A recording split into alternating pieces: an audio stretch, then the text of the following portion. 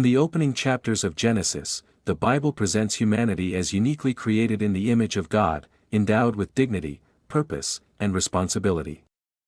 God's first directive to humankind was to have dominion over all the earth, Genesis 1:2628, a mandate focused on stewardship of creation rather than domination of fellow humans. This original design suggests that God's intent was for humans to rule over the natural world in partnership with Him, not to establish hierarchies where some people exercise power over others. The emphasis was on care, cooperation, and shared responsibility, reflecting God's own just and loving rule. However, as human history unfolded, systems of rulership emerged, kings, governments, empires, that were not part of God's initial blueprint.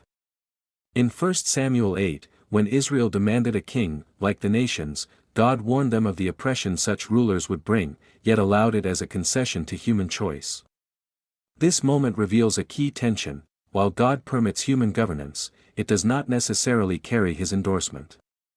Instead, it reflects humanity's tendency to seek security and order through centralized authority, even at the cost of freedom and equality. Theologically, some argue that rulership among humans became a byproduct of the fall. After sin entered the world, relationships fractured, and power imbalances emerged. Genesis 3 verse 16 hints at this shift, describing a dynamic where one would rule over another, a condition many scholars interpret as descriptive of sin's consequences, not prescriptive of God's will. In this view, human over human rule is a symptom of brokenness, tolerated by God but ultimately destined to be replaced by His perfect kingdom. Yet, Scripture also acknowledges that God can work through human authority for order and justice. Passages like Romans 13 describe governing authorities as God's servants for maintaining societal stability. This does not mean all rulers act righteously, but that governance can serve a purpose in a fallen world. The challenge lies in aligning human leadership with divine principles: justice, mercy, humility, rather than self-interest or oppression. Ultimately, the biblical narrative points toward a future where God's direct rule is restored, and all human hierarchies fade.